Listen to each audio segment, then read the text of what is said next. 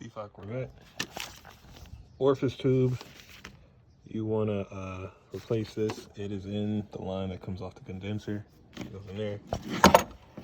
Comes back to here. It's in this little part right here. So you got to get this 13mm bolt off. In order to loosen that, I had to take off the battery tray little piece right here. There's two little trim things. There's one that goes in this hole, and then another one in that hole. And I got a 13/16 wrench in between here and held it like that. And then held that one hand, then wrench it with the other hand, loosen it up because it was over tightened, of course. Yep. Get a set of pliers. I got a little tiny set. Needle nose. Get in there. And boom. That is disgusting.